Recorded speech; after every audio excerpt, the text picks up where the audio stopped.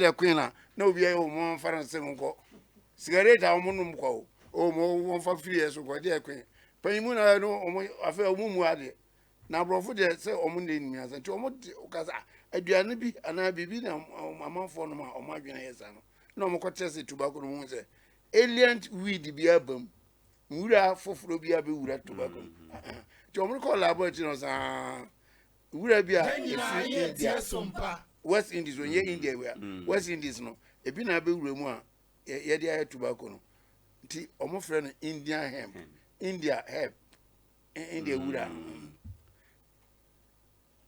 and no more ban cigarette. 100%. Na fe na kuafo na wo do tobacco no omo wa kire omo. Yo. Ati enye sa wi ni bi. Ye no mu. Wo eno wi na on beton no.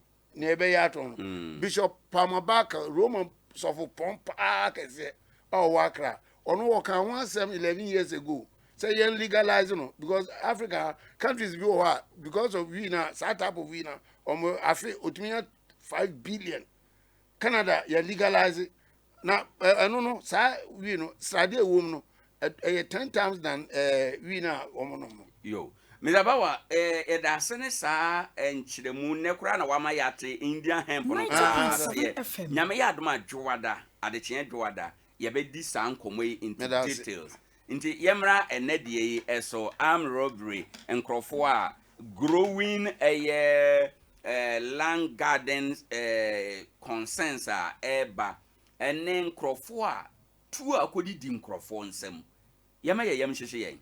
Oh yes, of course. Say you know you're exposed to danger.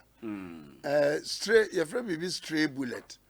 Or to no de kobo sumasi. Be say a form no na kobo ba mu another de bi mu a 20